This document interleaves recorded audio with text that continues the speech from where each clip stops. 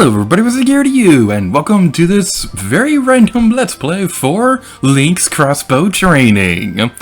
So this is a spin-off of the Legend of Zelda series set in the world of Twilight Princess, and the reason why we're covering this game at the same time that we're currently covering Breath of the Wild is because this Let's Play is going to be treated as a bit of a special project, because this is going to be a birthday present to my friend, the Otaku artist, who's done voice acting work for Tomb Raider the Trilogy, Splatoon 2. She's also done a lot of amazing commission work, so this Let's Play is going to be done as a bit of a thank you to the Otaku artist for all the work that she's done for the channel over the past couple years. So without further ado, let's get this started. So Link's Crossbow Training is not like any other Zelda game out there. This is a shooting minigame collection where you're going to have a bunch of stages set in the world of Twilight Princess, and it's your goal to destroy them all. So obviously the center of the target is going to be your primary objective.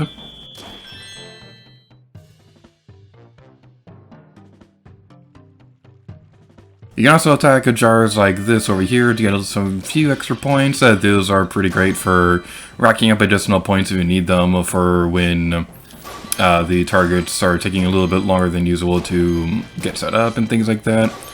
Another useful thing you can do is that you can press the Z button on the nunchuck to zoom in the camera like that. Now, when you miss a target, your streak goes away, and then your bonus multiplier thingy is no longer there, and it's sad. So I believe this first level is based off Ordon Village, which is pretty cool. I believe the layout of these areas, these are meant to be based off the GameCube version, so it's not going to be the weird mirrored version of the Wii version of Twilight Princess. Also, don't take this cuckoo, you're going to lose a lot of points if you do that. Alright, zoom in, boom, and moving on to the next stage.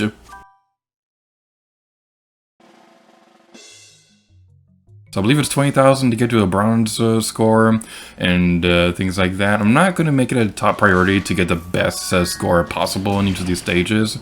I will be going through these once, and then off screen I'll go through it again and I'll show you my best times. This is a Let's Play where I'd like to actively encourage my viewers to try playing alongside with this Let's Play, because I think it'd be pretty fun to have like a little competition within our group to see who amongst all of us can get the best score.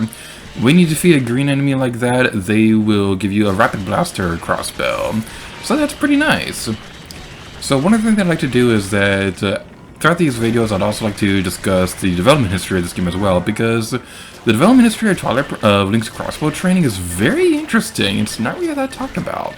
So I definitely will be going over the development history of this game throughout the course of our adventure, although we probably will have like a proper gaming gallery video going over that as well. Get it for me, stupid Stalfos! Get it for me!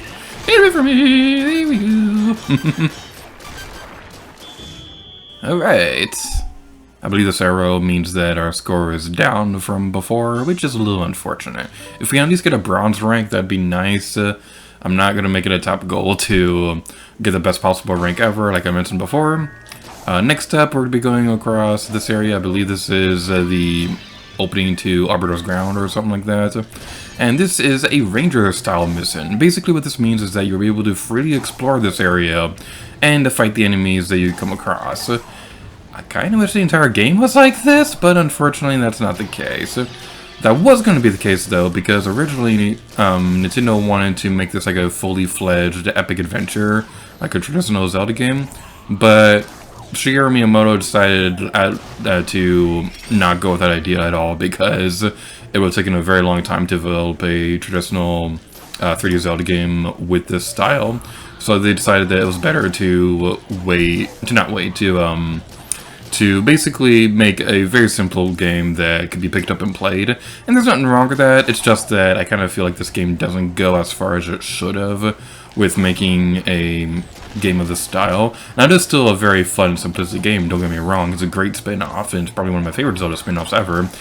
But at the same time, it kind of feels like they could have gone a little bit further with this idea. I mean, as it is, Shigeru Miyamoto was very strict about not wanting any boss fights in this game, but the development team was able to convince them to at least include one, which we won't see for a little while, but figured that was worth mentioning right now anyway. Okay, there's the last one over there. Yeah. Alright, so right there, we already saw a couple multiplier effects. So we saw the orange ruby earlier, which gave us a lot of points. And in ranger levels like that, when we defeat all the enemies, we'll be given additional points times however much time left is remaining. So I believe that was a bronze rank, so that's pretty nice. I don't think we beat my record on the save file though, so that's a little unfortunate. But I'm taking care of all that, we're in this video off here. So thank you all so much for watching this episode of Link's Crossbow Training. In the next episode, we're moving on towards level 2. And next time, need to Gerudo. Oh yeah!